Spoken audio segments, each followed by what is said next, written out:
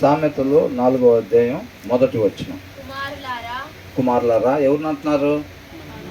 అర్థమవుతుంది కదా మనకి. ఓకే. కుమారులారా తండ్రి ఉపదేశము వినుడి అని అంటే ఏంటంటే ఆ ఉపదేశం అంటే ఏంటి? ఆ దేవుని వాక్యం. ఎప్పుడు చెప్తారు అది? ఎక్కడ దొరికింది అది మనకి? ఎప్పుడైనా విన్నారా ఉపదేశం? రోజు వినేదే. కొంతమందికి ఆ డౌట్లు. తండ్రి ఉపదేశం అంటే ఎక్కడ దొరికిద్దో అది. ఎక్కడ దొరికిద్దంట? ఇదే మన చేతిలో ఉంది చూసారా? అది ఎవరి మాట? అది తండ్రి మాట. అవునా?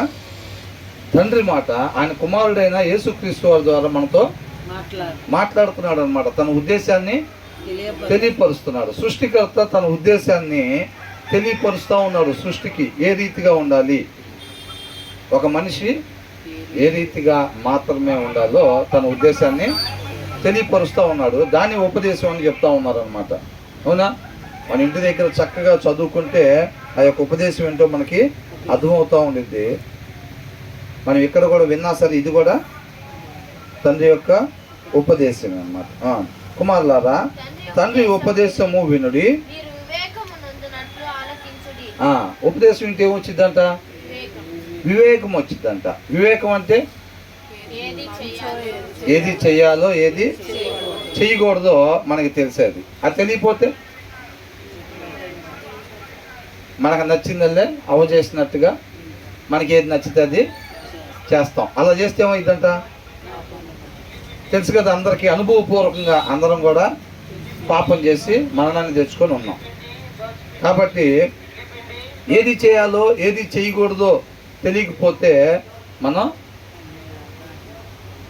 అదే స్థితిలో ఉండిపోతాం అన్నమాట. ఆ పోగొట్టుకున్న స్థితిలోనికి మరలా వెళ్ళలేము. కాబట్టి ఇప్పుడైనా జాగ్రత్త పడాలి. కుమారులారా తండ్రి ఉపదేశము వినుడి. ఒకవేళ వాక్యం చదవకపోతే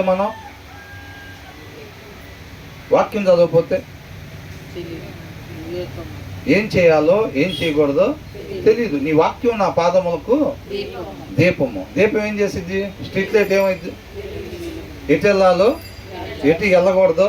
ఇప్పుడు ఇక్కడ వంతెన ఉందండి. ఈ వంతెన మీద స్ట్రీట్ లైట్లు పెడతారు కదా, 6 దాటితే ఆ లైట్లు వాళ్ళు ఏం చేసిద్ది? ఈ కాలువ మీద వంతెన ఇక్కడ ఉంది, ఇటు నుంచి వెళ్ళండి, అటు నుంచి వెళ్ళకూడదు అని చెప్పి వెలుతురు చూపిస్తూ ఉండిద్ది. అంతే కదా? కాబట్టి అదే అంటున్నారు అన్నమాట. ఈ వాక్యం అంతా ఏమి చేయాలి ఏమి చేయకూడదు అనేది నాకు తెలియపరుస్తూ ఉండిద్ది. వాక్యం చదవకపోతే మనకు తెలిసిద్దా? వాక్యం చదవకపోతే చీకట్లో మనం నడిచినట్టే. మనకి ఏది నచ్చితే అది చేస్తాము. చీకట్లో చక్కగా నడవగలుగుతామా? నడవాల్సిన మార్గంలో నడవలేము. కాబట్టి కంపల్సరీ మ్యాండేటరీ వాక్యం ఉండాలి. ప్రతి మనిషి హృదయంలో వాక్యము ఉండాలి. మనం ఎప్పుడు అనుకునేదే, ఇప్పుడు ట్రైన్ బొగ్గు ఇంజిన్ వెళ్ళేటప్పుడు బొగ్గు లేకుండా ఇంజిన్ నడిచిద్దా? ఎన్ని కోట్ల రూపాయలు పెట్టి తయారు చేసినా సరే దాంట్లో బొగ్గు అయిపోతుంది, వెళ్ళదు. ఒక మనిషి కూడా వెళ్ళాల్సిన మార్గంలో మాత్రం వెళ్ళాలని అంటే ఆ హృదయంలో దేవుని వాక్యం లేకపోతే నడవాల్సిన త్రోవనది నడవదు. ఆ శరీరం నచ్చిన ప్రకారంగా, శరీరానుసారులు ఎవరంట? అపవాది సంతానం. అవునా? శరీరాన్ని అనుసరించే వాళ్ళు అపవాది సంతానం. ఎందుకంటే ఆ హృదయంలో వాక్యం లేనప్పుడు ఏముంటుంది? మోసకరమైనది ఉండిద్ది అనమాట. ఆ మోసకరమైన దాన్ని ఆ శరీరం ఏం చేసిద్ది? వెంబడించిద్ది. అవునా? అది ఎక్కడికి తీసుకెళ్ళిద్ది? నిత్య నరకాగ్నికి తీసుకెళ్ళేది. అదే మనం ఆ హృదయంలో వాక్యం ఉన్నట్లయితే ఆ వాక్యం ఏం చేసిద్ది? వెళ్ళాల్సిన మార్గంలో మనల్ని తండ్రి ఆదేశం అన్నమాట. అది తండ్రి ఉపదేశం వాక్యం. ఏ రీతిగా వెళ్ళమంటున్నాడు, మన సృష్టికర్త ఏ రీతిగా ఉండమంటున్నాడో ఆయన యొక్క ఉద్దేశాన్ని తెలియపరిచేది వాక్యం. కాబట్టి మన సృష్టికర్త ఆజ్ఞని వింటా ప్రతిక్షణం ఆయన ఆజ్ఞ ప్రకారంగా మనం నడుచుకుంటూ ఉండాలన్నమాట. అంతేనా కదా? మనకు వేరే పని ఏమైనా ఉందా? ఇంకా ఇక వేరే పని ఏమి లేదు. కాబట్టి వివేకము నొందునట్లు నా ఉపదేశాన్ని ఆలకించండి. అంతే తప్ప మనం ఆదివారం పొద్దున పూట కదా చర్చికి వెళ్ళాలిగా, మన క్రైస్తవులం కదా. అవునా? దేనికోసం వినాలంటే ఉపదేశం? ఇవాళ ఆదివారం కదండి, మేము క్రిస్టియన్స్ కదా, ఉపదేశం వినాలి మేము, అది ఒక ఆచారం. వివేకం పొందుకోవటానికి కాకుండా వేరొక దానికోసం మనం ఇక్కడ కూర్చున్నట్టయితే అదేంటంట ఆచారము అని అంటున్నాడు. వాళ్ళు అక్కడికి వెళ్ళినా, ఇంకొకళ్ళు ఇంకో దగ్గరికి వెళ్ళినా, మనం ఎక్కడికి వచ్చినా ఒకటే. అర్థమవుతుందండి? ఆ ఉద్దేశం కొరకు కానీ మనం రాకపోతే గనక ఇది జస్ట్ ఆచారంగా మాత్రమే మిగిలిపోయిద్ది. కాబట్టి ఏమంటున్నాడు, వివేకము నొందునట్లు మీరు నా ఉపదేశమును. తర్వాత ఏమంటున్నాడు, సదుపదేశము అంటే ఉపదేశాల్లో రకాలు కూడా ఉంటాయి. ఇప్పుడు తీవ్రవాదులు ఉంటారండి, తీవ్రవాదులు ట్రైనింగ్ ఇచ్చేటప్పుడు వాళ్ళు కూడా ఏం చేస్తారు, ఉపన్యాసం ఇస్తారు. వాళ్ళు కూడా మనం ఇలాగుండాలి ఇలాగుండాలి. ఎవరైతే దీనికోసం ప్రాణాలు అర్పిస్తారో వాళ్ళు దేవుడి దగ్గరికి చేస్తారు. దేనికోసం? ఒకరిని చంపితే. మన వాక్యంలో ఉండేదానికి విరోధంగా వాక్యం ఏమైనా ఉంటుంది, నిన్ను వలే నీ పొరుగు వారిని. వాళ్ళు ఏం చేస్తారు, చంపటం. అవునా? వాళ్ళు కూడా ఉపదేశం చేస్తారు. ఉపదేశం ప్రతిదీ మంచిది కాదు. కాబట్టి ఇక్కడ ఏమని అంటున్నాడు, నేను మీకు సదుపదేశం అంటే మంచి ఉపదేశము. మంచి అంటే ఒక మనిషి వెళ్ళాల్సిన దాన్ని నేను మీకు తెలియపరుస్తాను, మంచి ఉపదేశాన్ని నేను చేసేదను. ఏం చేయకూడదంట, నా బోధను త్రోసివేయకుడి అని అంటున్నాడు. త్రోసివేయటం అంటే ఏంటంట, ఇంకా చాలా మంది సెట్ కాల, లాస్ట్లో ఇక ముగించబడింది అన్నప్పుడు సెట్ అవుతారు అనుకుంటా. ముగించబడింది అన్న తర్వాత సెట్ అవుతారు. ఇంకా ఏమంటారు, నా బోధను త్రోసివేయకుడి అని అంటారు. త్రోసివేయటం అంటే ఏంది, తండ్రి తన ఉద్దేశాన్ని చెప్పిన తర్వాత అది కాదని మనకు నచ్చింది చేయటం. ఆయన అబద్ధం ఆడొద్దు అంటే అబద్ధం ఆడినప్పుడు ఏమైంది, ఆయన ఉపదేశాన్ని ఏం చేస్తున్నట్టు, తోసేస్తున్నట్టు. సీరియల్ చూడొద్దు అంటే చూస్తుంటే ఏం చేస్తున్నట్టు, తోసేస్తున్నట్టు. అవునా? నా వాక్యం నిత్యం మీరు బ్రతికినంత కాలం ధ్యానించండి అని అంటే మనం ధ్యానించకుండా ఉంటే ఏం చేస్తున్నట్టు, తోసేస్తున్నట్టు. పండు తినొద్దు అంటే తిన్నప్పుడు ఏం చేసినట్టు, తోసేసినట్టు అన్నమాట. అర్థమవుతుందండి? ఆయన వద్దు అనే పనిని, అది దేవుని మాట అండి, మేము ఒప్పుకుంటున్నామండి అది సత్యం అని ఒప్పుకొని బయటికి వెళ్ళి మనకు నచ్చినట్టుగా ఉంటుంది దాన్ని అంగీకరించినట్ట ఏం చేసినట్టు, తోసివేసినట్టే దాన్ని. మనం రావచ్చు పొద్దున్నే, వాక్యం మొత్తం అయిపోయిన దాకా ఉండొచ్చు, వినొచ్చు కాక ఆ చెప్పిన దాని ప్రకారంగా చేయకపోతే ఏం చేసినట్టంట. మోషేతో చెప్పాడు కదా, మోషే అహరోనుతో ఏమన్నాడు, ఆ బండ దగ్గరికి వెళ్ళి మాట్లాడండి, అది నీళ్ళు ఇచ్చిద్ది, వాళ్ళకి దాహాన్ని తెచ్చుందని చెప్పాడు. ఇది అక్కడికి వెళ్ళి ఏం చేశారు, కొట్టారు. కొట్టినప్పుడు దేవుడు ఏమన్నాడు, మీరు నా మీద తిరుగుబాటు చేశారు. అవునా? ఆయన ఒకటి చెప్తే వీళ్ళు ఏం చేశారు, ఇంకోటి చేశారు. అప్పుడు మోషేని అడిగితే మీతో ఆ బండతో మాట్లాడమని ఎవరు చెప్పారని అంటే ఏం చెప్పేవాడు, సర్వోన్నతుడు తండ్రి చెప్పాడని చెప్తారు. అవునా? అది తండ్రి మాట, దేవుని వాక్యం తెలుసు వాళ్ళకి. మాట్లాడమంటే ఏం చేశారు, కొట్టారు. మనం కూడా ఈ దేవుని మాట చెప్పబడేది దేవుని మాట. ఎవరి ఉద్దేశం ఇది, దేవుడి ఉద్దేశం ఇది. అవునా? కాకపోతే మనం కూడా ఏం చేస్తూ ఉంటాం, ఒక్కొక్కసారి మనకు అనుకూలంగా ఉంటే తీసుకొచ్చి ముందు పెట్టుకుంటాం. అవునా?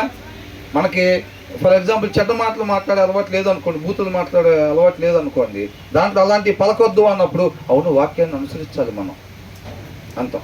మనం చెయ్యింది ఏదైనా ఉందనుకో, మనం చేసేది ఉందనుకోండి, దాన్ని ఏం చేస్తాం, ఆ టైంలో వాక్యాన్ని పక్కన పెట్టేస్తాం. ఈ విషయంలో వద్దు, నేను మళ్ళీ పిలుస్తా అప్పుడు వద్దు కానీ, అంతేనా, నేను మళ్ళీ పిలుస్తాను అప్పుడు వద్దు కానీ, ఆ విషయంలో మనం కలిసి వెళ్దాం. కొన్ని విషయాల్లో నేను చెప్పినప్పుడు కొంచెం పక్కకి తప్పుకుంటా ఉండు, అప్పుడప్పుడు పక్కకి పెడతా ఉంటాను, నేను పిలిచినప్పుడు వస్తాడు. అట్లా మనం ముందుకు కొనసాగుతూ ఉందాం అని అనుకుంటాం. దేవుడు అలా నడుస్తాడా? ఏమన్నాడు ఇజ్రాయెల్ జనంతో, ఏమన్నాడు, నేను ఒకటి చెప్తే ఐగుప్తులో నుంచి వాళ్ళని తీసుకుని బయటకు వచ్చిన తర్వాత నేను చెప్పిన మాటను వాళ్ళు విన్నారులే కానీ దాని ప్రకారం వాళ్ళు నడుచుకోవట్లేదు. అప్పుడు ఏమన్నాడు, అప్పుడప్పుడు తీసి అట్లా పక్కన పెడతా ఉంటాం దేవా, మళ్ళీ మమ్మల్ని ముందుకి కొనసాగిస్తూ ఉండదంటే ఏమన్నాడు దేవుడు, నేను రాను మీతో అన్నాడు. ఎందుకని ప్రభు అంటే నా ఉద్దేశాన్ని నేను మీకు తెలియపరిచాను, అయినా సరే మీరు నా ఉద్దేశ ప్రకారంగా నడుచుకోవట్లేదు కాబట్టి నేను మీతో రాను. ఒకవేళ నేను మీతో పాటు వచ్చాను అంటే మధ్యలో నేను మిమ్మల్ని సంహరిస్తాను అని అన్నాడు. అర్థమైందండి? అన్నాడా లేదా? అది తెలియదు బ్రదర్, మీరు ఏదైనా చెప్పచ్చు. యాకోబుకి 150 మంది కుమారులు అంటే అంతే. మన దాంట్లో చదివితే ఎంతమందో మనకు అర్థమవుతా ఉండిద్ది. అవునా? ఏమని చెప్పాడు? మధ్యలో నీ మాటలు తీసి పక్కన పెడతా ఉంటాం దేవా, అయినా సరే నువ్వు మాతో పాటు కొనసాగంటే దేవుడు అలా కొనసాగను అంటున్నాడు. అర్థమవుతుందండి? ఎవరైతే ఆ పోగొట్టుకున్న స్థితిని మరలా పొందుకోవాలని హృదయపూర్వకంగా కోరుకొని మన జీవితం మీద అధికారం మన వల్ల ఇది, అది ఇప్పుడే బ్రదర్ చెప్పారు, గడ్డి పోసను కూడా తీసి పక్కన వేయలేం. కాబట్టి మన వల్ల కాదు, కాబట్టి మన జీవితం మీద పూర్తి అధికారం సాధ్యమైన ఆయనకి మన జీవితం మీద అధికారం అప్పగిస్తే యుద్ధం ఆయన చేసి తీసుకుని వెళ్ళి తండ్రి దగ్గరికి మరలా మనల్ని సమాధాన పరుస్తాను అని అంటున్నాడు. దానికి ఇష్టపడాలి మనం. అవునా? అలా కాకుండా ఏటీఎం కార్డు వాడుకున్నట్టుగా న్యాయాధిపతులు ఏం చేశారు? న్యాయాధిపతుల గ్రంథం మొత్తం ఏముంది? ప్రాబ్లమ్స్ రాగానే ఎమ్మటి ఏటీఎం కార్డు తీసినట్టుగా దేవా మోకాళ్ళు వేయటం, క్షమించినైనా ఇక ఎప్పుడు కూడా ఇంకా మాకు ఈ స్థితి వచ్చింది అని అంటే కేవలం నీ మాట వినకపోవటం వల్లే మేము శత్రువులకు అప్పగించబడ్డాము, ఇక ఎప్పుడు కూడా చేయం ప్రభావం మమ్మల్ని రక్షించాను కానీ దేవుడు ఏం చేసేవాడు? అవునా?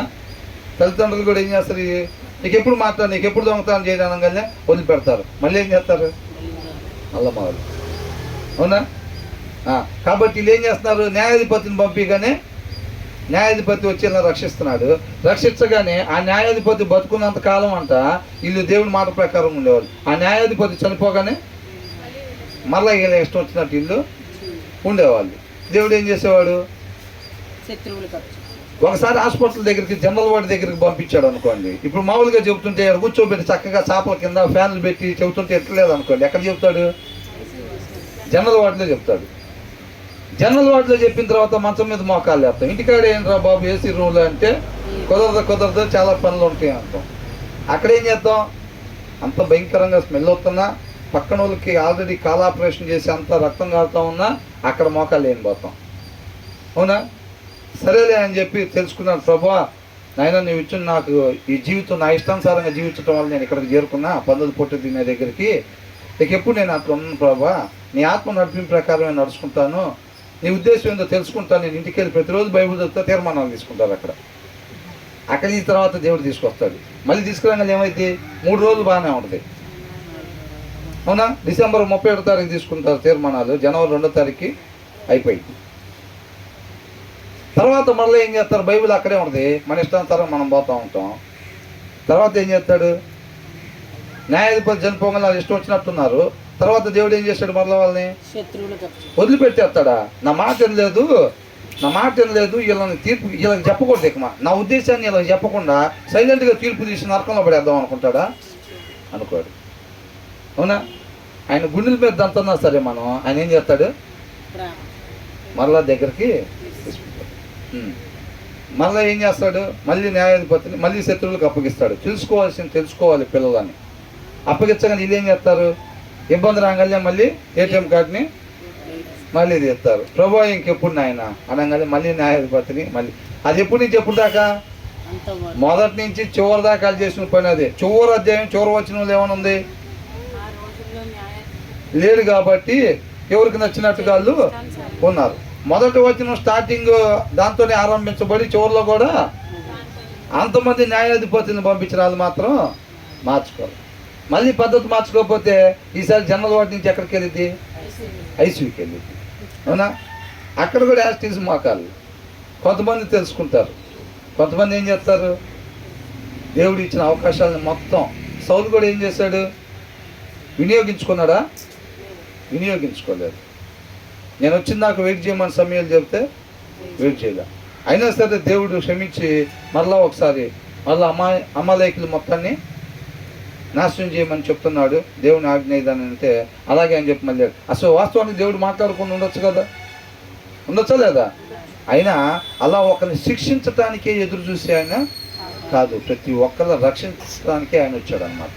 కాబట్టి మరలా పంపిస్తే మరలా ఏం చేశాడు? మరలా విధేయత. ఎన్నోసార్లు కవరింగ్.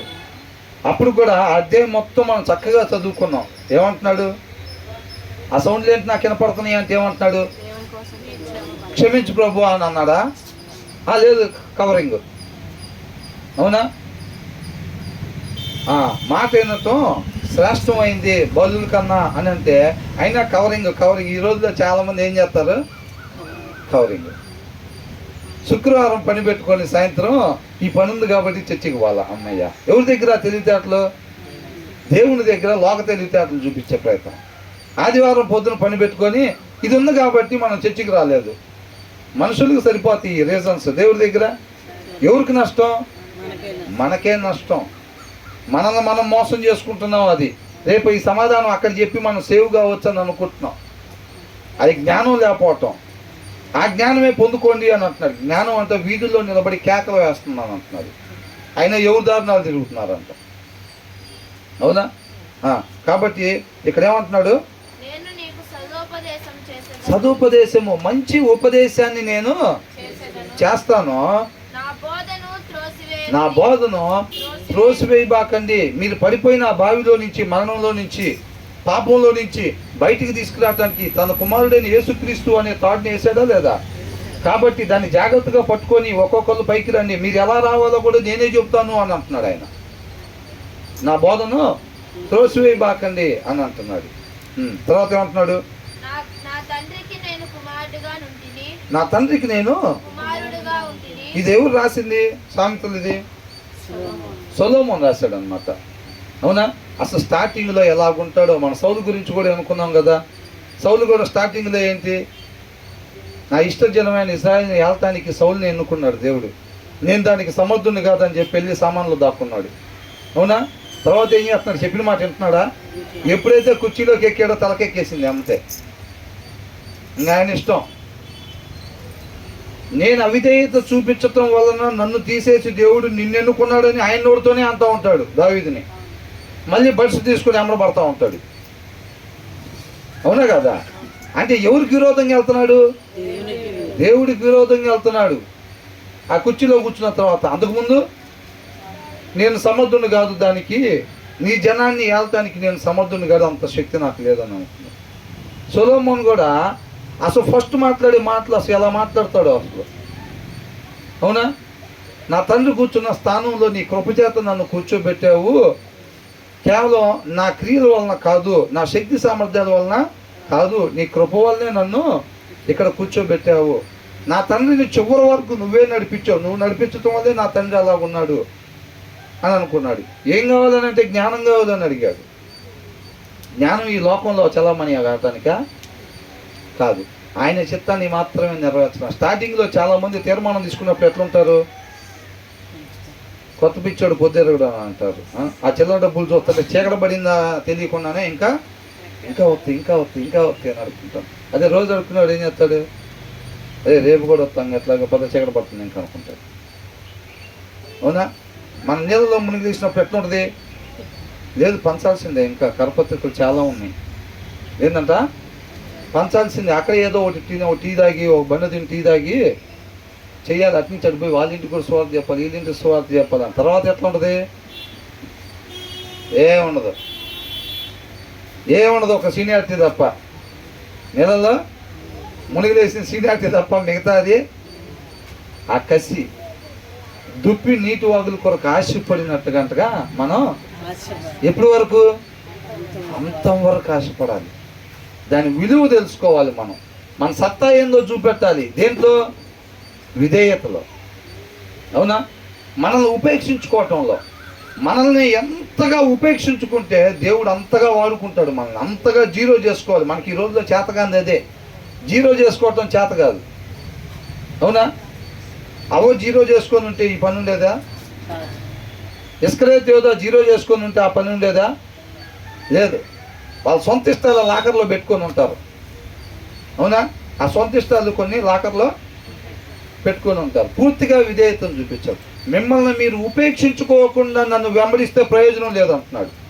మనం ఏదైతే దాచుకున్నామో, వాక్యం వద్దనే దాన్ని దేన్నైతే దాచుకున్నామో అదే మనల్ని నాశనం చేసింది. ఆ ధనాపేక్ష యోధాను ఏం నాశనం చేసింది? ధనాపేక్ష.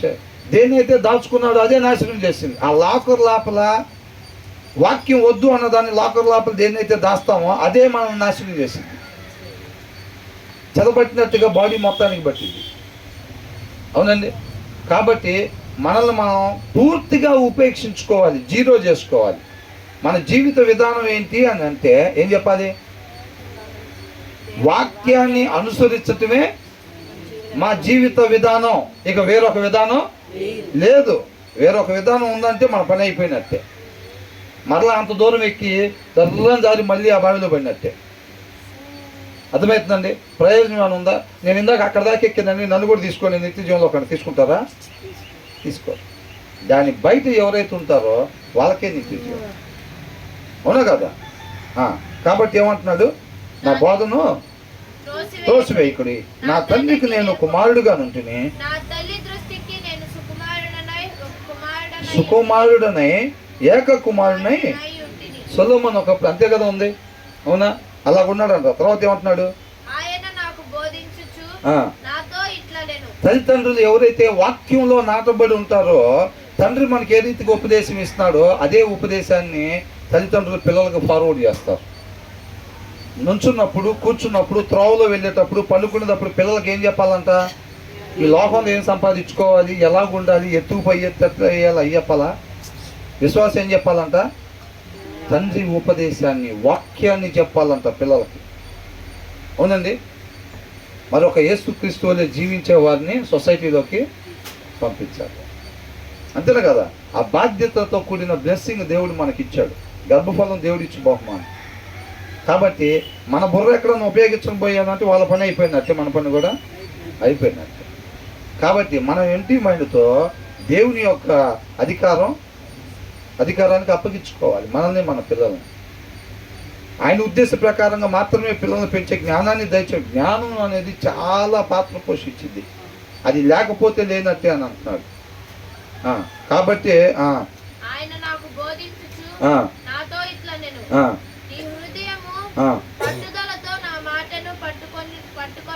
ఏం చేయాలంట? దేవుని వాక్యాన్ని అంట ఈ భూమి మీద ఉన్న ప్రతి మనిషి హృదయం ఏం చేయాలంట? పట్టుదలతో దాన్ని పట్టుకొని గ్రాప్ చేసుకొని లోపల పెట్టుకోవాలన్నమాట. అది లేకపోతే మనం మంచి మార్గాన్ని ఈ బండి వెళ్దు. అసలు హృదయంలో దేవుని వాక్యం, ఆయన ఉపదేశం లేకుండా వెళ్ళాల్సిన త్రోవలో ఏ మనిషి కూడా వెళ్ళలేడు. క్లియర్గా కనబడుతుంది. అవునా? కాబట్టి ఏం చేయాలంటే, ఎలా పట్టుకోవాలంట? పట్టుదలతో. పట్టుదల అంటే ఈ లోకంలో కూడా అంటారు, ఏదైనా సాధించాలంటే పట్టుదల ఉండాలిరా. ఏముండాలంట? పట్టుదల ఉండాలి. కొంతమంది ఐఏఎస్ ఆఫీసర్ కావాలి, ఐపీఎస్ ఆఫీసర్ కావాలి, నేను పెద్ద వ్యాపారిని కావాలి. అవునా? ఇలాంటి పట్టుదలతో కొంతకాలం ఉండిపోయే వాటి కోసం పట్టుదల అంట. శాశ్వతమైన దానికోసం అంట పట్టుదలతో. దేన్ని పట్టుకోవాలంటే నీ హృదయము పట్టుదలతో నా మాటలు అంటే ఏంది? వాక్యాన్ని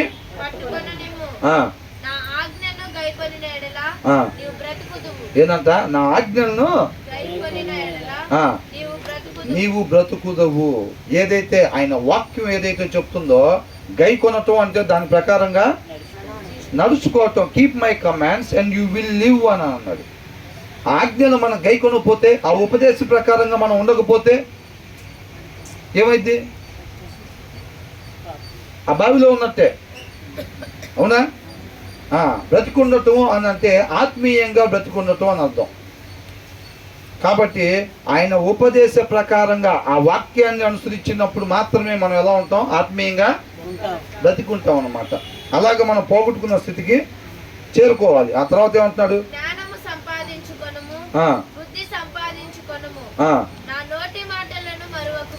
ఏం చేయాలంట? జ్ఞానము సంపాదించుకోనము. ఏం చేయకూడదంట? ఈ ఉపదేశాన్ని విని మర్చిపోకూడదు. వెళ్ళి ఒక 45 నిమిషాలు వాక్యం విన్నాం, పుణ్యం వచ్చి ఉంటుంది. దేవుడు నవ్వుకొని ఉంటాడు, మనం ఇష్టపడి ఉంటాడు. ఏదన్నా ఒక 4 గిఫ్ట్లు, పిల్లలకు ఉద్యోగాలు, పెళ్లి సంబంధాలు ఏదన్నా ఒక 4 కిందకి ఇసిరేస్తాడు అనుకుంటా. అలా ఉంటుందా? అది కాదు. అవునా? ఏమంటున్నాడు ఇక్కడ? నా నోటి మాటలను మరువకము. ఎక్కడ కూడా మర్చిపోకూడదు. ఆయన కృపను బట్టి మనం జీవిస్తున్న ప్రతి క్షణం కూడా దాన్ని ఎలాగ ఉపయోగించాలంటే, ఆయన కృపను బట్టి మనకి ఇచ్చిన క్షణం, ఈ క్షణాన్ని ఎలాగ ఉపయోగించటం దేవుడి ఆలోచన అయి ఉంది. అవునా? నిత్యం మనం నడుస్తున్న ప్రార్థన జరుగుతూనే ఉండాలి. మనం పండుకొని ఉండేటప్పుడు, మనం తినేటప్పుడు, ప్రభువా నీ కృపను బట్టి ఈ క్షణాన్ని నాకు ఇచ్చావు, ఈ క్షణాన్ని ఏ రీతిగా ఉపయోగించటం నీ ఆలోచన, దాని ప్రకారంగా మాత్రమే దీన్ని ఉపయోగించే కృపను దయచే ప్రభువా. ఆ ప్రార్థన ఎనీ టైం నడుస్తూనే ఉండాలి, 24 గంటలు నడవాలి. అది అర్థమవుతుందండి. ఒక క్షణం కూడా మన ఇష్ట ప్రకారంగా ఆ క్షణాన్ని ఉపయోగించే సాహసం మనం చేయకూడదు. ఆ ఆసక్తి అనమాట. దుప్పి నీటి వాగుల కొరకు ఎదురు చూసినట్టుగా అని అంటే ఆయన ఏం ఆజ్ఞిస్తాడు. మనం అనుకున్నాం కదా, ఒక రిమోట్ కారు, ఆ రిమోటు ఆ బటన్ యజమాని ఎడుగిప్పుతున్నాడు, లెఫ్ట్ అంటున్నాడా రైట్ అంటున్నాడా, ఆజ్ఞ కొరకు ఎదురు చూస్తూ ఉండాలన్నమాట. ఆయన లెఫ్ట్ అనగానే లెఫ్ట్కి తిరిగి ఆయన్ని మహింపరిచేవారుగా ఉండాలి. ఆయన రైట్ అంటే, ఆయన ఫ్రంట్ అంటే, ఆయన బ్యాక్ అంటే, ఆయన ఆదేశం కొరకు ఎదురు చూస్తూ ఉండాలన్నమాట. అలాగుండాలి. ఆయన మహింపరచటం కోసం ఆ దప్పికొన్న తత్వం మనకు ఉండాలి అని అంటున్నాడు. అర్థమవుతుందండి. మనం విచ్చలవిడిగా మనకు నచ్చినట్టు కొంటాం. 2 ఎకరాలు ఇస్తే మా నాన్న 200 ఎకరాలు చేసి మా ఓడికి ఇస్తే 2000 ఎకరాలు. ఆ పనిలో కాదు, దాన్ని వ్యర్థంగా గడపటం. అర్థమవుతుందండి. మనకు ఉండాల్సిన ఆసక్తి ఆయన కృపను బట్టి. ఆయన ఇంకో క్షణం ఇయ్యలేదు అనుకోండి, మనకి ఏంటి,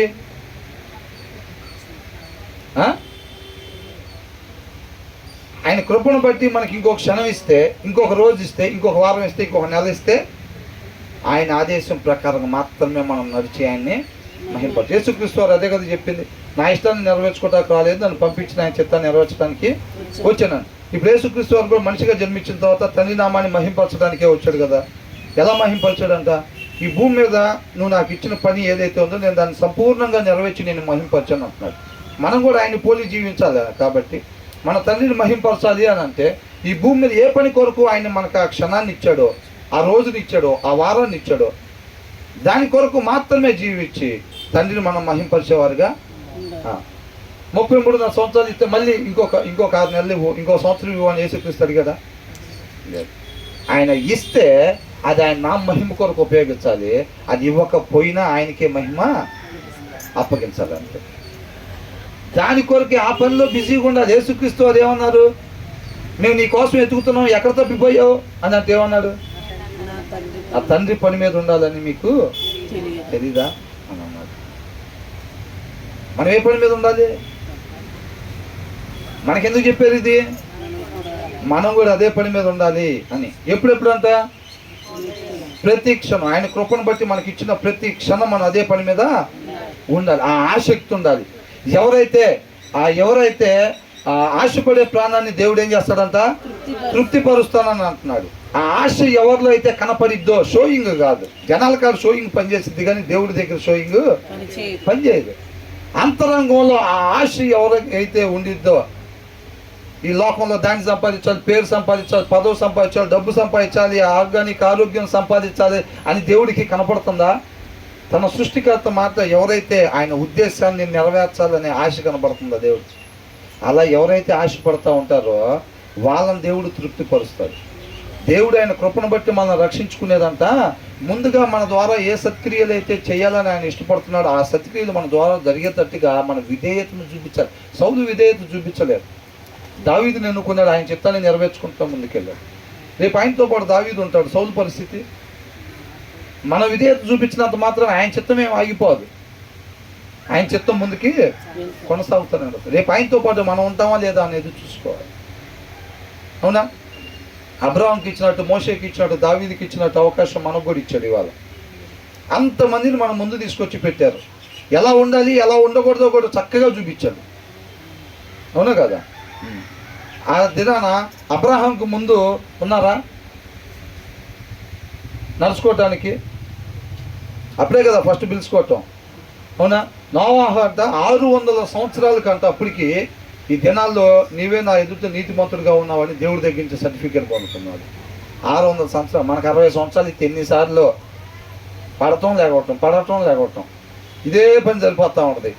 ఎట్లా ఉందిరా మన గ్రాఫ్ వెనకాలంటే, మన ఆత్మీయ గ్రాఫ్ ఎలా ఉందంటే పట్టం లేకపోవటం ఇంతే. ఈసీజీలు ఉంటాయి చూసారా, ఇన్నిసార్లు పడ్డామా ఇంకా అదేమో నడకరా అది అనుకుంటారు. అవునా కదా? తిన్నగా పట్టుమని 10 రోజులు నడిచింది కనపడలేదు ఎక్కడ గ్రాఫ్లో. అని అనుకుంటాం. అవునా? ఆ తర్వాత ఏమంటున్నాడు? వాటి నుండి తొలగిపోకుము. ఆ, జ్ఞానమును విడువక ఉండిన యెడల ఆ, అది నిన్ను కాపాడును. ఆ. దాన్ని ప్రేమించిన యెడల ఏం చేయాలంట? జ్ఞానమును విడువక ఉండిన ఎడల అది నిన్ను కాపాడును. అసలు దాన్ని పట్టుకొనే పోతే ఎక్కడి నుంచి వచ్చిందంట జ్ఞానం? దేవుని నోట నుంచి, వాక్యం నుంచి జ్ఞానం వచ్చింది. దాన్ని అసలు చదవనే పోతే పట్టుకోవటం ఎందుకు? దాన్ని పానీయకుండా జాగ్రత్త కట్టి పెడతాం ఎందుకు? అసలు పట్టుకోకుండా ఉంటే పోలా? పట్టుకోకుండా ఉంటే పోయిద్దిగా? పోయిద్ది. ఏం పోయిద్ది? నిత్యజీవం పోయిద్ది. పట్టుకోవటం ఎందుకు? దాచుకోవటం ఎందుకు? అసలు పట్టుకోకుండా ఉంటే పోయిద్దిగా అంటే పోయిద్ది. ఏం పోయిద్ది అంటే నిత్యజీవం పోయిద్ది. సింపుల్గా అంతే. ఇంకేముంటుంది? బూడిద ఉండిద్ది ఇంకా. అవునా? జ్ఞానం లేకపోతే మిగిలేది అదే. ధూళి నుంచి తయారు చేయబడ్డాం కాబట్టి చివరాఖరికి మళ్ళీ ఏం మిగిలిద్ది? ధూళే మిగిలిద్ది జ్ఞానం లేకపోతే. అవునా? కాబట్టి ఏమంటున్నాడు? జ్ఞానమును విడువక ఉండిన ఎడల, అది నిన్ను కాపాడును. ఉండని ఎడల, అది నిన్ను కాపాడు. ఎడల అని అంటే అప్పుడు అని అంటే దాన్ని ముందు చేస్తే తర్వాత దాన్ని. అవునా? విడవక ఉండిన ఎడల అని అంటే అసలు జ్ఞానాన్ని పట్టుకొనే పోతే అది మనం కాపాడిద్దా? కాపాడదు. కాబట్టి ఆ విన్న ఉపదేశాన్ని అంతా విడిచిపెట్టకూడదంట. ఇక్కడ పొందుకొని ఇక్కడే వదిలిపెట్టి పోయే వాళ్ళంగా ఉండకూడదు. కాబట్టి ఆ జ్ఞానాన్ని, దేవుని వాక్యాన్ని మనం చదివేటప్పుడు ఆ జ్ఞానం చక్కగా మన హృదయంలోకి వెళ్తూ ఉండిద్ది అనమాట. తర్వాత దానిని ప్రేమించిన ఎడల అది నిన్ను రక్షించును. చాలా మంది ఏమంటారంటే దేవుణ్ణి ఎవరు ప్రేమిస్తున్నారు? దేవుణ్ణి ఎవరెవరు ప్రేమిస్తున్నారు? ఆయన్ని ప్రేమిస్తున్నానని చెప్పేవాడంటే ఆయన ఆజ్ఞల ప్రకారంగా నడుచుకోవాలి. అలా నడుచుకోకుండా ప్రేమిస్తున్నానని ఎవరని చెప్తే వాళ్ళు ఎవరంట? అబద్ధికులు అని అంటున్నారు. అవునా? చాలామంది ఏమంటారంటే నేను ప్రేమిస్తున్నాను అంటారు, దాని ప్రకారం ఆయన మాట ప్రకారంగా ఉండరు. ఆ ప్రేమ ఏం ప్రేమ? దెయ్యాల ప్రేమ. అది ఎవరి ప్రేమ? దెయ్యాల ప్రేమ. దేవుడు ఒక్కడే అని దెయ్యాలు కూడా నమ్మి గజగజ వణుకుతున్నాయి అంట. ఆ పిచ్చి నమ్మకం కాదు. ఎలాంటి నమ్మకం ఉండాలి? అబ్రహాం కలిగిన క్రియలతో కూడిన నమ్మకం ఉండాలి. నువ్వు నమ్మావంటే దానికి సంబంధించిన క్రియలు కనపడాలి. అర్థమవుతుందండి? ఇక్కడ ఏమని ఉంది? దాన్ని విడువకుండా దీన్ని కాపాడును, దాన్ని ప్రేమించిన ఎడల. ఎంతమంది ప్రేమిస్తున్నారు జ్ఞానాన్ని? ఎత్తలే మామూలుగా దాంట్లో ఏది మంచి అని ఉందో దాని ప్రకారం అది రాసుకోండి మా దగ్గర.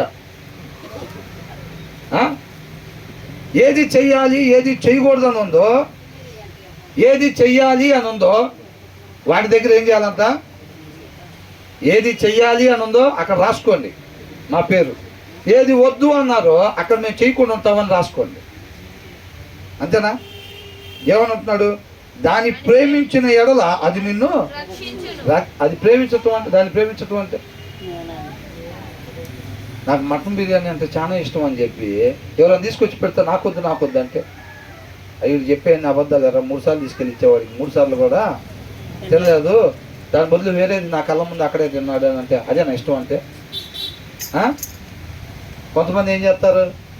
వేరే ఎవరినో ఒకరిద్దరు ఉంచుకొని బయట భార్య దగ్గరికి వచ్చి తీయటి మాటలు చెబుతూ ఉంటారు. ఏమని? నువ్వంటే ప్రాణం, నిన్ను అసలు పూర్తిగా ప్రేమిస్తున్నాను, అది అంటారు ఇది అంటారు. అది నిజమేనా?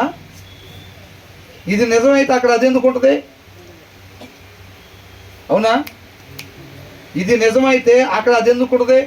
కానీ ఇక్కడ అడిగితే ఏం చెబుతారు? భార్య దగ్గరికి ఏం చెబుతారు? నేనంటే నీకు ఇష్టం లేదంటే నువ్వంటే నాకు ప్రాణం అని అంటారు. అవునా? నువ్వంటే నాకు ప్రాణం ఉండ. నోటి మాట లోపల చూస్తే మేలు పండు ఏమైందంట? మేలుమై ఉండిద్ది. ఇక్కడ ఏందనంట? దాన్ని ప్రేమించిన ఎడల.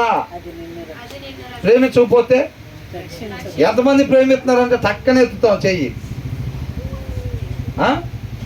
అంటే దాన్ని ప్రేమించటం అంటే అది కావాలనుకోవటం, దానికోసం వెతకటం పట్టుదలతో. అవునా? వెతకాలంట. దేవుణ్ణి ఎలా కనుక్కోవాలంట? ఒక గుడ్డతని టేబుల్ని కనుక్కోవాలంటే ఎలా కనుక్కుంటాడో, ఈ స్టాండ్ని కనుక్కోవాలంటే ఎలా కనుక్కుంటాడో అలాగా దేవుణ్ణి కనుక్కోవాలంట. ఆ ఆసక్తి ఉండాలంట. అర్థమవుతుందండి? ధ్యాస ఎక్కడో పెట్టి ఎతుకుతున్నాడు అనుకోండి, తెలిసింది అదేందో. తెలీదు. దేవుణ్ణి మనం అలా వెతకాలి. జ్ఞానాన్ని కూడా మనం అలాగా హిడెన్ ట్రెజర్ అని రాస్తుంది. ఏంటంట, దాచబడిన గుప్త నిధిని వెతికినట్టుగా వెతకాలి అని ఉంది. దాచబడిన గుప్త నిధి అంటే నిధి ఎక్కడ పెడతారండి? నిధి ఆడ బయట పడేసి ఉంటుందా? నిధి అంటే ఏం చేస్తారు? దాన్ని తవ్వి లోపల పెట్టి బూడి చేస్తారు. దాన్ని ఎతికేటప్పుడు ఎట్లా ఎతకాలి? మామూలుగా ఇట్లా చూసుకుంటూ పోతా ఉంటే కనపడిద్దా? కాబట్టి దేవుణ్ణి అలా వెతకాలి, జ్ఞానాన్ని అలాగా సంపాదించుకోవాలన్నమాట. ఆ జ్ఞానం ఎక్కడి నుంచి వచ్చింది? దేవుని నోట నుంచి, వాక్యం నుంచి వచ్చింది, ఉపదేశం నుంచి వచ్చింది. అవునా? ఈ ఎడల గుర్తుపెట్టుకోండి, అది లేకపోతే లేదు. మనం మొదటి నుంచి చూసుకుంటూ వస్తున్నాం. అవునా? జ్ఞానమును విడువక ఉండిన ఎడల, దాన్ని విడిచిపెట్టాము, దాన్ని అసలు పొందుకోలేదు అంటే అది మనల్ని కాపాడదు, మనం కాపాడబడము. అర్థమవుతుందండి? మనం కాపాడబడాలంటే ఏం చేయాలి? జ్ఞానాన్ని పొందుకోవాల్సిందే, వాక్యం చదవాల్సిందే, ఉపదేశాన్ని వినాల్సిందే. దాని నుంచే జ్ఞానం వచ్చింది. దాన్ని ఏం చేయాలి? విని విడిచిపెట్టాలా? ఎక్కడిదక్కడే. మేము ఎవరు ఉంచుకోమండి. బ్రదర్ చెప్పాడు లోపలికి పిలిచి, మేము అందుకే బ్రదర్కే ఇచ్చి వచ్చాం వాక్యం. మేము ఎవరిది తెచ్చుకోము అట్లాగా. అందుకని ఆ రేకులు లోపల వదిలిపెట్టి వచ్చామండి మేము. అంతేనా? వదిలిపెట్టి వస్తే రేపు ఇక్కడ కూడా బుద్ధి లేని కన్యకలను వదిలిపెట్టినట్టుగా శుభ్రంగా వదిలిపెట్టి వెళ్తారు. ఆ మాట తర్వాత కూడా ఉంది. ఎన్నైనా వదిలిపెట్టచ్చు కానీ దీన్ని మాత్రం వదిలిపెట్టకూడదు. నీకున్న సమస్తాన్ని హెచ్చించాలి, నీకున్న సమస్తాన్ని పెట్టి మనం ఈ జ్ఞానాన్ని తెచ్చుకోవాలి అని అంటున్నాడు. ఈ భూమి మీద సమస్తం కంటే జ్ఞానం ఎక్కువ అని అంటున్నాడు. అలాంటి జ్ఞానాన్ని పొందుకో అని అంటున్నాడు. అర్థమవుతుందండి? ఈ ఎడల అనేది మనం చాలా జాగ్రత్తగా చూసుకోకపోతే, అబ్రహాం దేవుడితో నడిచను అని అంటే ఎలా నడిచాడు? ఈ ఎడలన్నీ గాలికి వదిలిపెట్టి కాదు. ఆ జ్ఞానం మీరు దాచుకున్న ఎడల అని అంటే అబ్రహాం ఏం చేసేవాడు? ఇది తండ్రి మాట, నా సృష్టికర్త మాట అని చెప్పి దాన్ని దాచుకునేవాడు అనమాట. కాబట్టి తర్వాతది అబ్రహాంకి వచ్చేది. తర్వాత ఏం చేసేది? అబ్రహాంకి వచ్చేది. తర్వాత ఏమైంది? దాన్ని ప్రేమించిన ఎడల అనగానే అబ్రహాం ఏం చేసేవాడు? అది నా సృష్టికర్త మాట, నా మేలు కోరుకునేవాడు కాబట్టి దాన్ని ఏం చేసేవాడు? ప్రేమించేవాడు. ప్రేమించి రక్షింపబడేవాడు అనమాట. ప్రేమించినప్పుడు ఏమైందంట? అది నిన్ను రక్షించును. అలా రక్షింపబడేవాడు అనమాట. అది దేవునితో నడవటం అంటే. అబ్రహాం దేవుడితో నడిచిందంటే, అబ్రహాం లాగా మనం కూడా నడవాలి అని అంటే ఏం చేయాలి? మన సృష్టికర్త అయిన తండ్రి ఏది చెప్తున్నాడో దాన్ని మనం చేస్తూ ఉండాలి. ఆయన ఏది ఇస్తానంటున్నాడో అప్పుడు, అలా ఉన్నప్పుడు, అలా చేసినప్పుడు మీకు ఏది ఇస్తానంటున్నాడో అది మనం పొందుకుంటా అలా ముందుకి వెళ్తూ ఉండాలి. అది మనం నడవటం అంటే. అర్థమవుతుందండి? తర్వాత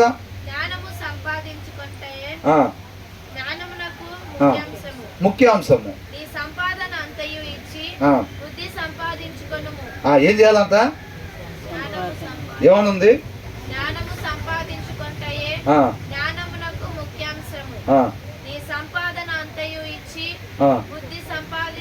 so it cost all you have అని ఉంది. మనం కలిగి ఉన్న సమస్తాన్ని ఇచ్చేసి మనం ఏం సంపాదించుకోవాలంట? జ్ఞానాన్ని సంపాదించుకోవాలి, బుద్ధిని సంపాదించుకోవాలి. జ్ఞానం అంటే ఆలోచన, ఏ టైంలో ఏమి చేయాలి అనేది. దాన్ని మనకున్న సమస్తం ఇచ్చేసేయాలన్నమాట. అర్థమవుతుందండి? అంటే ఆరోగ్యం ఇస్తామా? సమయాన్ని ఖర్చు పెడతామా? పెట్టాలి. 24 గంటల్లో మన సమయాన్ని ఖర్చు పెట్టాలి. పిల్లల కోసం ట్యూషన్లు పెట్టించి, డబ్బులు ఖర్చు పెట్టించి, మొత్తం ఇన్వెస్ట్మెంట్ పెడతాం కొంతకాలం ఉండిపోయేదానికి. దేవుడి జ్ఞానం సంపాదించుకోవటానికి, వాక్యం చదవటానికి ఎంత సమయం కేటాయిస్తున్నాం? ఎంత సమయం కేటాయించేది? హిడెన్ ట్రెజర్ను ఎతికినట్టు ఎతకాలంతా. దాని అంతర్భావాన్ని ఇన్సైట్ మీనింగ్ అని చెప్పి రాస్తుంది. అవునా? అంతర్భావాన్ని, దాని లోపల ఉన్న సారాంశం, అది మనం స్వతంత్రంగా చేసింది. దానికి సమయం కేటాయించాలి. ఊరికి తెలుగు చదవటం వచ్చు కదా అని మన 3 నిమిషాల్లో 3 అధ్యాయాలు చదివేసి బుక్ మూసాడు పెట్టేస్తే ఆడదేముంది? ఒక అధ్యాయం చదివాడు గంటన్నరలో. 3 నిమిషాల్లో 3 అధ్యాయాలు చదివి అవతల పడేసా. అంత బాగా చదువుతాను నేను తెలుగు. అదే ఏంటంట మనం స్వతంత్రంగా చేసేది? వాక్య సారాంశం సత్యం. ఆ సత్యం మనల్ని స్వతంత్రంగా చేసింది. అక్షరాన్ని కాదు, అనుసరించాల్సింది ఆత్మను అనుసరించాలమ్మా. పటపట 3 అధ్యాయాలు చదివేయటం కాదు. అంతర్భావాన్ని వదిలిపెట్టుకుంటే వెళ్ళిపోతే ప్రయోజనం ఏమీ లేదు. ఆ భావం మనల్ని రక్షించిద్ది అనమాట. అర్థమవుతుందండి? కాబట్టి ఏమంటున్నాడు ఇక్కడ? జ్ఞానము సంపాదించుకొనుటయే జ్ఞానమునకు ముఖ్యాంశము. ఈ సంపాదన అంతయు ఇచ్చి బుద్ధి సంపాదించుకున్నాము. కాబట్టి మనం టైం ఇన్వెస్ట్ చేయాలి, మన మనీ ఇన్వెస్ట్ చేయాలి. నేను చెప్పే కదా, 75 లక్షలు ఖర్చు పెట్టి హీబ్రూ లాంగ్వేజ్ నేర్చుకున్నారంట. అంటే వాళ్ళకి బయట ఖర్చు పెట్టుకోవడం తెలీదా? భార్యాభర్తలు ఇద్దరు మాట్లాడుకుని సొంత ఇల్లు లేదు, అద్దె కట్టుకుంటున్నారు. 75 లక్షలు ఖర్చు పెట్టి హీబ్రూ భాష క్షుణ్ణంగా నేర్చుకున్నారు. ఎందుకని? ప్యూర్ వర్డ్ ఆఫ్ గాడ్ కావాలి వాళ్ళకి. ట్రాన్స్లేషన్స్లో మిస్ అయినవి కూడా వాళ్ళు సంపాదించుకోవాలి. అంత మాత్రమే కాదు, దేవుడు మాకు ఇచ్చిన కృప అది, మాకు ఇచ్చిన తలాంత్ అది. ఎంతోమంది చదువుకోలేని వాళ్ళు ఉంటారు. మేము దాన్ని చదువుకొని దాన్ని పొందుకొని అనేక మందికి అప్పగిచ్చే బాధ్యత దేవుడు మాకు ఇచ్చాడు. అర్థమవుతుందండి? దాని నిమిత్తం మనం చదువుకోవాలి, అవునా కదా? కాబట్టి మనం చక్కగా ఏం చేయాలంట? ఈ సంపాదన అంతా ఇచ్చి మన సమయాన్ని కేటాయించాలి, డబ్బుని కేటాయించాలి, మన ఆరోగ్యాన్ని కేటాయించాలి. కొంతమందికి నిద్రలు ఉండవు తెలుసా చెప్పే వాళ్ళకి. దారిలో కారులో నిద్రపోతూ ఉంటారు. 3 చోట్ల 4 చోట్ల చెప్పేవాళ్ళు రోజు కారులో నిద్రపోతూ ఉంటారు. వాళ్ళు కారులో ప్రిపేర్ అవుతూ ఉంటారు. అర్థమవుతుందా? దారిలోనే స్టేయింగ్ చేసుకుని అక్కడి నుంచి ఇంకొక దగ్గరికి వెళ్ళే వాళ్ళు ఉంటారు. ఇవాళ డేట్స్ ఇచ్చుంటారు, ఇవాళ అయిపోగానే రేపు నుంచి వేరే దగ్గర 3 రోజులు ఉంటాయి కోటాల వాళ్ళకి. అలాగందరూ వాళ్ళ సమయాన్ని కేటాయిస్తూ ఉన్నారు అనమాట. వాళ్ళ డబ్బుని కేటాయిస్తూ ఉన్నారు. కొంతమందికి నేను విన్నానండి, ఎక్కడో మీటింగ్స్, కడపలో మీటింగ్స్ పెడతారు. వాళ్ళు ఇచ్చే కానుకలు ఛార్జీ డబ్బులు కూడా చాలు, అయినా భారం కలిగి వెళ్తూ ఉంటారు. వీళ్ళు కానుకల కోసం కాదు. అర్థమైంది? కానుకల కోసం అయితే మన విజయవాడలో మంచి ఫైనాన్షియల్ సిటీ ఏదో, ఫైనాన్షియల్ కాలనీ ఏదో చూసుకొని ఆ ప్లేస్లో అద్దెకి తీసుకోవాలి. మనం బాగా డబ్బు ఉన్న వాళ్ళు ఎంప్లాయీస్ ఉంటారు చూసారా, ఆ ప్లేస్లో ఒక చిన్న కమిటీ హాల్ని రెంట్కి తీసుకున్నాం అనుకోండి, నీకేమొస్తాయి?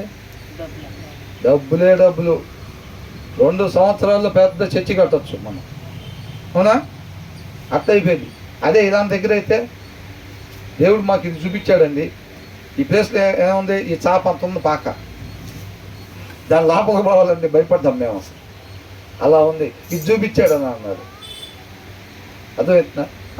తర్వాత ఏమంటున్నాడు? దేన్నంత గొప్ప చేసేది? జ్ఞానమును గొప్ప చేయాలంట. గొప్ప చేయటం అంటే ఏంది?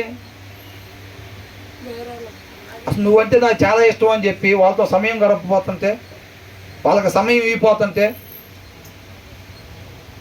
అసలు నీకన్నా ఎక్కువ ఎవరురా నాకని చెప్పి వాళ్ళకి అపాయింట్మెంట్ ఇవ్వట్లేదు అనుకోండి, ఏంది అర్థం? అరే నువ్వు ఎమ్మెల్యే అయ్యావు కదా ఇవాళ, మరి ఏంది నన్ను బట్టి నీకన్నా ఎక్కువ ఎవరురా నాకు, అసలు నా భార్య కూడా నీ తర్వాతే అని అంటాడు. వాళ్ళు ఒకసారి కలవాలంటే అపాయింట్మెంటే ఇవ్వట్లేదంట. కానీ అడుగుతుంటే ఏమంటున్నాడు? నీకంటే ఎక్కువ ఎవరురా భార్య కూడా నీ తర్వాతే అని అంట. మనం కూడా అడిగామనుకోండి, ఇక్కడ ఏమనుంది? దాన్ని గొప్ప చేసిన ఎడలా అని అంటున్నాడు. దేన్ని?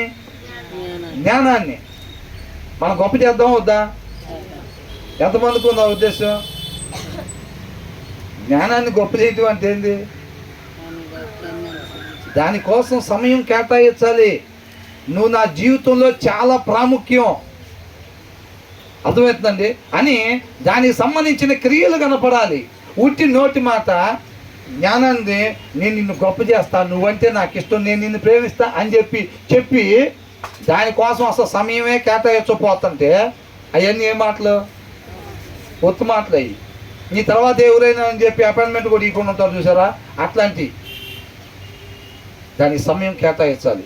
ఈ ఒక సమయం పెట్టుకుని ఆ సమయంలో చక్కగా వాక్యాన్ని చదువుకొని ఆ జ్ఞానాన్ని పొందుకోవాలి. అప్పుడు అది క్రియ కనపరుచున్నట్టు అనమాట. అర్థమవుతుందండి? అప్పుడు క్రియ కనపరుచున్నట్టు. దానికోసం సమయం కేటాయించి వెతుకులు నడుతుంటే అప్పుడు అనుకుంది జ్ఞానం. దానికి అప్పుడు గొప్ప చేసినట్టు అనమాట. మనం అలా గొప్ప చేస్తే, దాన్ని గొప్ప చేసిన వల్ల అది నిన్ను హెచ్చించును. ఏంది? లోక సంబంధమైన హెచ్చింప, ప్రమోషన్లా? మరి ఏమి ఇస్తారు? దేవుడు ఏది ఇచ్చినా శాశ్వతమైందే ఇస్తాడు, కొంతకాలం ఉండిపోయేది కాదు. తర్వాత ఆత్మీయ హెచ్చింపు ఉండేది అనమాట. దాన్ని గొప్ప చేసిన అది నిన్ను దాన్ని కౌగిలించిన ఎడల అది నీకు ఘనతను తెచ్చును అని అంటున్నాడు. దాన్ని కౌగిలించిన ఎడల ఘనతను తీసుకొచ్చింది అనమాట. కౌగిలించటం అంటే ఏంది? హగ్ చేసుకోవటం కదా. హగ్ చేసుకోవటం అంటే ఏంది? అసలు వాళ్ళకి గ్యాప్ లేకుండా ఉండటం.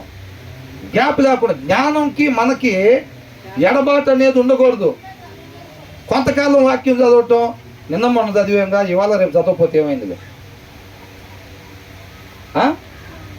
అలాగనమాట. హగ్ చేసుకునే సింబల్ ఏంటంటే ఇరువురు ఏకం అన్నట్టుగా మనము జ్ఞానము అలాగుండాలి. అప్పుడు ఏమైందంట? దాన్ని కౌగిలించిన ఎడల అంటే కౌగిలించకపోతే ఘనత అంటే ఏంది? కుడి పక్కన రేపు నిలబడితే, రేపు యేసుక్రీస్తు వారు వచ్చినప్పుడు ఏం చేస్తారంట? ఆయన చిత్తానుసారం ఎవరైతే ఉన్నారో వాళ్ళని ఏం చేస్తాడు? కుడి పక్కన నిలబడతాడు, మిగతా వాళ్ళని ఎడమ పక్కన నిలబడతాడు అన్నమాట. ఆ ఘనత ఎప్పుడు వచ్చింది? ఎప్పుడైతే కుడి పక్కన గుంపులో మన పేరు ఉండిద్దో అప్పుడు శాశ్వతమైన ఘనత మనకి వచ్చిద్ది. ఆ ఘనతని జ్ఞానం తీసుకొచ్చిద్ది అంట. దాన్ని కౌగిలించుకుంటే, దానికి మనకి ఎడబాటు లేకుండా చూసుకోగలిగితే, వాక్యం చదవటం అనేది ఎడబాటు లేకుండా చేయాల్సిన పని. యెహోషువతో చెప్పినట్టుగా నిత్యము మనం అది చేస్తూనే ఉండాలి. అది లేకపోతే, గాలి పీల్చుకోకుండా ఉంటే పొద్దుగూకులు పీల్చుకునేదేగా. ఏమైంది గాలి పీల్చుకోకుండా ఉంటే? అంతేనా కదా? ఇది కూడా అదే. ఈ రెండిట్లో ఏది ఇంపార్టెంట్? బైబిల్ చదవకుండా ఉంటామా, లేకపోతే గాలి పీల్చుకోకుండా ఉంటామా? రెండు ఇంపార్టెంట్. ఆయన ఒకవేళ ఇవ్వలేదు అనుకోండి, తర్వాత క్షణం మనకు వచ్చిన నష్టమేమీ లేదు. కాకపోతే ఆ ఇచ్చిన క్షణం ఆయన ఇష్టానుసారంగా మనం ఉండకపోతే వచ్చింది నష్టం. అవునా కదా? కాబట్టి దానికన్నా ప్రాముఖ్యమైనది ఇది. ఆత్మను కాపాడుకోవాలి మనం. ఆ తర్వాత ఏమంటున్నాడు? అంటే ఎవరికి? గెలుపొందిన వాళ్ళకి వేస్తారనమాట. ఆత్మీయ జీవితాల్లో గెలుపొందిన వాళ్ళకి ఏం చేస్తారు? పూలమాలతో సత్కరిస్తారనమాట. అర్థమవుతుందండి? మనకి ఆ ఘనత తీసుకొచ్చేది ఏదంట? మనకు అలా హెచ్చింపు తీసుకొచ్చేది ఏదంట? మనల్ని కాపాడేది ఏదంట? మనల్ని రక్షించేది ఏదంట? ఇవన్నీ రాశారా లేదా? అది మనం హెచ్చించిద్దంట, అది మనల్ని కాపాడిద్ది, అది మనల్ని రక్షించిద్ది, మనకి ఘనతను తీసుకొచ్చిద్ది. తర్వాత ఏం చేసిద్దంట? ఇంకా అందమైన మాలిక కట్టును, కిరీటమును నీకు దయచేయను. గెలిచిన వాళ్ళకి అన్నమాట జీవ కిరీటాన్ని దేవుడు ఇస్తానంటున్నాడు. అదే జ్ఞానం తీసుకొచ్చింది. తర్వాత ఏమంటున్నాడు? నా కుమారుడా, అంగీకరించకపోతే నీవు ఆలకించి. ఎంతమంది ఆలకిస్తున్నారు? ఆలకిస్తున్నారుగా, వింటున్నారుగా, వినపడుతుంది కదా. దాన్ని నా మాటలు అంగీకరించిన ఎడల, అంగీకరించటం అంటే దాని ప్రకారంగా నడుచుకోవటం. వినటం అంటే 10 పైన ఇచ్చాడు. ఆలకించి అన్నప్పుడే వినటం. అవునా? దాన్ని అంగీకరించిన ఎడల అంటే యాక్సెప్ట్ చేసి దాని ప్రకారంగా మనం నడవటం. యాక్సెప్ట్ చేసాము అంటే విధేయత చూపించాము అంటే క్రియ కనపడాలి. ఇప్పుడు మా ఊరికి ఆ బాటిల్ ఇవ్వమంటే అలాగే డాడీ అని చెప్పి ఇయ్యలేదు అనుకోండి, విధేయత చూపించినట్ట. అలాగే డాడీ అన్నంత మాత్రాన కాదు. నువ్వు చెప్పేది సత్యం ప్రభువా అని మనం చెప్పటం కాదు. అది సత్యం అయితే మన క్రియ ద్వారా ఒప్పుకోవాలి దాన్ని. ఆ క్రియ మనలో కనపడాలి. అర్థమవుతుందండి? విధేయత చూపిస్తారా దేవుడికి? చూపిస్తాం. విధేయత చూపిస్తాం. విధేయత చూపిస్తాం. క్రియలేయనంటే చూస్తే. అవునా? అయ్యే మనల్ని మనం మోసం చేసుకోవటం అంటే. ఏంద్ర ఎంతమంది క్రైస్తవులు ఉన్నారు ఈ కాలనీలో, ఇంకా ఇంత చీకటి ఉంది ఏంది, ఆత్మీయ చీకటి అని అంటే ఎందుకని? పైపైన క్రైస్తవులు ఎక్కువైపోతున్నారు. అర్థమవుతుందండి? చర్చీలు దాల్తల్లా పగలగొడుతున్నారు, పెంచుతున్నారు, బాలకాన్ని లేస్తున్నారు, కడుతున్నారు జనాలకి. లోకంలో ఈ కాలనీలో ఆత్మీయ చీకటి మాత్రం అలాగే ఉంటుంది. ఎందుకు కారణం? క్రియలు లేవు. యోహాను రాసిన మొదటి పత్రికలో ఏమనుంది? మాటలతో నాలుగుతో కాకుండా క్రియలతో మన ప్రేమను చూపించాలి. యేసుక్రీస్తు వారు అలాగే చేశాడు. అవునా కదా? మనం ఎక్కడున్నా సరే యేసుక్రీస్తు వారు ఆ ప్లేస్లో ఉంటే ఎలాగుంటుందో, ఆ ఆఫీస్లో కావచ్చు, ఆ ఇంట్లో కావచ్చు, ఎలా ఉంటుందో, ఆ కాలనీలో కావచ్చు, మనం అలా ఉంటుంటే సత్యం ప్రకాశింపబడింది, అనేక మంది వెలిగించబడతారు. అవునా? తర్వాత 13వ వచనం దాకే ధ్యానించుకున్నాం. 14 నుంచి మళ్ళీ అంశం మారిద్ది, 13 దాకా ధ్యానించుకుందాం. జ్ఞాన మార్గమును నా కుమారుడా, నీవు ఆలకించి నా మాటలు అంగీకరించిన ఎడలా నీవు దీర్ఘశాంతుడవదువు. దీర్ఘాయుష్మంతుడు అవుదువు. ఎప్పుడంట? దీర్ఘ ఆయుష్, ఎవర్ లాస్టింగ్ లైఫ్. అర్థమవుతుందండి? ఏంటంట? దీర్ఘ ఆయుష్. కొంతకాలం ఉండి చనిపోయే వాళ్ళంగా మనం పాపం చేసి మరణాన్ని తెచ్చుకున్నాం. అదే ఈ జ్ఞానంతో నడుచుకుంటే ఏమైంది? ఇక మరణం అనేది ఉండదు. ఇక దీర్ఘ, ఫరెవర్. అర్థమవుతుందండి? నిత్య జీవాన్ని తీసుకొచ్చింది అనమాట. అది ఎప్పుడు? నీవు నా మాటలను అంగీకరించిన ఎడలా. అంగీకరించకపోతే కొంతకాలం ఉండి చనిపోవటమే. ఇక తర్వాత తండ్రితో పాటు వెళ్ళేది ఉండదు. అంగీకరించని ఎడల. అది ఒకవేళ అంగీకరిస్తే గనక మనం పోగొట్టుకున్న స్థితిని మరలా పొందుకుంటాం, తండ్రితో పాటు యుగయుగాలు వెళ్తాం. ఎంత చక్కగా చెప్తున్నారు చూడండి. అవునా? ఏమి చేయాలి? అదే వాక్యం, పాదములకు దీపం అంటే అదే. ఏం చేయాలి, ఏం చేయకూడదు. నేను పోగొట్టుకున్న స్థితిని మరలా తెచ్చుకోవాలి. నేను తండ్రితో పాటు నడవాల్సిన వాడిని ఏదైనా తోటలో పోగొట్టుకొని బయటికి నెట్టివేయబడ్డా, నా ఇష్టాన్ని నెరవేర్చుకొని ఇక మీద నా ఇష్టాన్ని నెరవేర్చుకోకూడదు. నన్ను నేను ఉపేక్షించుకోవాలి.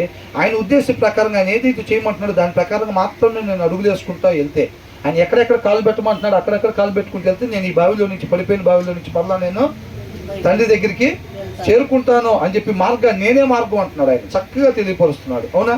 ఆ దినాన విధేయత చూపించరా? ఈ దినాన విధేయత చూపిస్తే మనం రక్షింపబడతాము. అవునా? మాటలతో విధేయత కాదండి, మనుషుల దగ్గర ప్రవర్తించినట్టుగా కాదు, అంతరంగంలో విధేయత కావాలి. దావీదుకి ఎలాగంట? మరణానికి గురి కాకుండా ఆయన పాపాన్ని ఎలా క్షమించాడంట, దేవుడు పరిగణలోకి తీసుకున్నాడంట. దావీదు అంతరంగంలో నిజమైన పశ్చాత్తాపం కనపడింది అని ఉంది. అవునా? దేవుడికి మనం చూపించే విధేయత, ఆ తీర్మానాలు అంతరంగంలో చూస్తాడు దేవుడు. నిజంగా లోపల నుంచి తీర్మానం తీసుకోవాలి మనం, హృదయపూర్వకంగా అనేది ఉండాలి. ఆ కనెక్షన్ ఎనీ టైం ఉండాలి. అర్థమవుతుందండి? ఆ కనెక్షన్ ఎనీ టైం దేవునితో ఉండాలి. ఆ కనెక్షన్లో గుండా మనం చేసే ప్రార్థన ట్రావెల్ చేస్తూ ఉండాలి. ఆ సహవాసం, ఆ జీవ లక్షణాలు, ఏదైతే గుణలక్షణాలు ఉన్నాయో దేవుడి దగ్గర నుంచి అవి ట్రావెల్ చేస్తూ ఉండాలన్నమాట. సహవాసం లేదనుకోండి ఏమీ లేదంటే. తర్వాత ఏంటంట? జ్ఞాన మార్గమును నేను నీకు బోధించి ఉన్నాను. ఏంటంట? జ్ఞాన మార్గమును I instruct you in the way of wisdom అని అంటున్నాడు. ఐ విల్ టీచ్ యూ అని ఉంది, అంటే బోధిస్తాను అని. I instruct you in the way of wisdom. జ్ఞాన మార్గమును నేను నీకు బోధించి ఉన్నాను. యథార్థ మార్గములలో నిన్ను నడిపించి ఉన్నాను. యథార్థ మార్గంలో నడిపిస్తాను అని అంటున్నాడు. అంటే యథార్థ మార్గం అంటే ఏంటి? ఉండాల్సిన మార్గం, ఉండాల్సిన రీతిగా మాత్రమే మనిషి ఉండాలి. అది ఎలా సాధ్యం? వాక్యాన్ని అనుసరించడం ద్వారా సాధ్యం. అవునా? ఆ తర్వాత ఏమంటున్నాడు? నీవు నడిచినప్పుడు నీ అడుగు ఇరుకున పడదు. ఎప్పుడు? మన జ్ఞానం కలిగి ఉన్నప్పుడు, వాక్యాన్ని చదివినప్పుడు, ఆ ఉపదేశాన్ని మర్చిపోకుండా మనలో భద్రపరుచుకున్నప్పుడు. ఎక్కడ పెట్టుకోవాలంట ఆ మాటలో? 4వ వచనంలో ఏమనుంది? నీ హృదయము పట్టుదలతో నా మాటలను పట్టుకొననేమో నీవు బ్రతుకుదువు. ఎక్కడంత హృదయంలో భద్రపరుచుకోవాలి. ఈ పోకుండా అపవాది వచ్చి ఎత్తికెళ్ళాడు కాబట్టి అవి మొలవలేదని ఉంది. అవునా? అపవాది అట్లా ఎత్తికెళ్ళేటట్టుగా, వాళ్ళు ఎత్తికెళ్ళేటట్టుగా పెట్టుకోకూడదు. వాక్యాన్ని పైనే విలువైన వాటిని ఎట్లా దాచుకుంటామో అదేంటంట? హృదయం లోపల దాచుకోవాలంట. ఆయన వాక్యాన్ని పోకుండా దాన్ని నెమరు వేసుకుంటూ ఉండాలి. అందుకని ఇంటికి వెళ్ళిన తర్వాత మరలా ఒకసారి ధ్యానించుకుంటే చక్కగా మనకి అర్థమవుతూ ఉండేది. తర్వాత ఏమంటున్నాడు? ఆ జ్ఞానం మనం కలిగి ఉన్నప్పుడు అంతా మన అడుగు ఇరుకున పడదు. ఆ జ్ఞానం లేకపోతే ఖచ్చితంగా పడిపోయింది. తర్వాత ఏమంటున్నాడు? మనం పరిగెత్తినప్పుడు కూడా పాదం తొట్టిల్లదు అని అంటున్నాడు. తర్వాత ఉపదేశం అంటే ఏంటి? ఇప్పుడు చెప్పబడేదే, ఇక్కడ రాయబడిందే. వాక్యం ఉపదేశం అన్నమాట. అర్థమవుతుందండి? దాన్ని ఏం చేయకూడదంట, విడిచిపెట్టకుండా దాన్ని ఏం చేయాలి, గట్టిగా పట్టుకొని గట్టిగా పట్టుకోవాలి. ఎప్పుడు అది వెళ్ళిపోయే పరిస్థితి ఉంటుంది కాబట్టి. అర్థమవుతుందండి? కాబట్టి దాన్ని గట్టిగా పట్టుకున్న జాగ్రత్త, విలువైన దాన్ని ఏం చేస్తాం, ఇప్పుడు పిల్లలకు డబ్బులు ఇచ్చాం, వాళ్ళు పట్టుకుని ఊరికెట్టేట్టు ఊపుతున్నారు అనుకోండి, గట్టిగా పట్టుకోరా అంటావా లేదా? అట్లాగా. కాబట్టి దీన్ని ఏం చేయాలంట, విలువైంది కాబట్టి, ఈ భూమి మీద సమస్తం కంటే విలువైంది కాబట్టి దీన్ని ఏం చేయాలి, గట్టిగా పట్టుకొని గట్టిగా పట్టుకోవాలి. కాబట్టి విలువైన దానికోసం మన సమయాన్ని కేటాయించాలా లేదా, మన ధనాన్ని కేటాయించాలా లేదా, మన ఆరోగ్యాన్ని కేటాయించాలా లేదా, మనకున్న సమస్తాన్ని పెట్టి ఆ జ్ఞానాన్ని పొందుకోవాలంటున్నారు. మనకున్న సమస్తం, సమయం, ధనం, ఆరోగ్యం, వీటన్నిటిని పెట్టి ఆ జ్ఞానాన్ని, వాక్యంలో ఉండే జ్ఞానాన్ని మనం పొందుకుంటే అప్పుడు మనం ఏ రీతిగా అయితే పోగొట్టుకున్న స్థితికి వెళ్ళాలో ఆ మార్గాన్ని నువ్వు నడుచుకుంటావు కుమారుడా అని అంటున్నాడు. అందుకని ప్రతి అధ్యాయంలో స్టార్టింగ్లో ఏమంటున్నారు, కుమారులారా అని అంటున్నాడు. దాని ముందు దాంట్లో కూడా ఏమైనా ఉంది, నా కుమారుడా అని ఉంది 3వ అధ్యాయంలో కూడా. ఎంత చక్కగా చెప్తా ఉన్నాడు, అవునా? ఆ తర్వాత ఏమనుంది, ఉపదేశమును విడిచిపెట్టక దాన్ని గట్టిగా పట్టుకునము. అది నీకు జీవము బా కనుక ఏందంట, అది నీకు జీవము కనుక మనందరూ నిరీక్షణ మన నిరీక్షణ ఏంటి, నిత్య జీవం, నిత్యము జీవించుండాలి. పాపం చేసి కొంతకాలం మాత్రమే జీవించి మరణించేవారుగా కాకుండా నిత్యము జీవించాలి. కాబట్టి మన నిరీక్షణకు ఆధారం ఏంటంటే ఇది ఏమంటున్నాడు, అది నీకు జీవము కనుక ఏది, జ్ఞానము. జ్ఞానం అనమాట. అదే మనల్ని అక్కడికి నడిపించేది. నువ్వు ఎటు వెళ్ళాలో ఎటు వెళ్ళకూడదో నీకు తెలియపరిచేది ఆ జ్ఞానమే. అదే వాక్యాన్ని చదవటం ద్వారా, ఉపదేశాన్ని పొందుకోవడం ద్వారా వచ్చింది. కాబట్టి ఏమంటున్నాడు, అది నీకు జీవము గనుక దాన్ని పొంది ఉండుము దాన్ని పొంది ఉండుము అని అంటున్నాడు. ఎంతమంది జ్ఞానం కావాలనుకుంటున్నారు మరి? బంగారం కావాలా, జ్ఞానం కావాలా? పట్టు చీరలు కావాలా, జ్ఞానం కావాలా? రాసుకోవచ్చా? అది ఎతికితే మన జీవితాల్లో కనపడాలి. మళ్ళీ ఆరోగ్యం కావాలా, జ్ఞానం కావాలా? జ్ఞానం కావాలి, అవునా? అంతస్తులు కావాలా, జ్ఞానం కావాలా? బా ఇవాళ ఎవరన్నా కొత్తగా వస్తే ఎంత జ్ఞానం కోరుకుంటున్నారు అని అనుకుంటారు, అవునా? ఇవాళ ఎవరన్నా కొత్తగా వస్తే కనుక మనం నిజంగానే హృదయపూర్వకంగా దాన్నే కోరుకునే వాళ్ళంగా ఈ సత్య స్వరూపి సహవాసం ఉండాలి. అందరూ వెలిగించబడి అనేక మందిని వెలిగించే ఆత్మీయ దీపాలుగా మనం అందరం కూడా ఉండాలన్నమాట. దేవునికి మహిమ కలుగును గాక.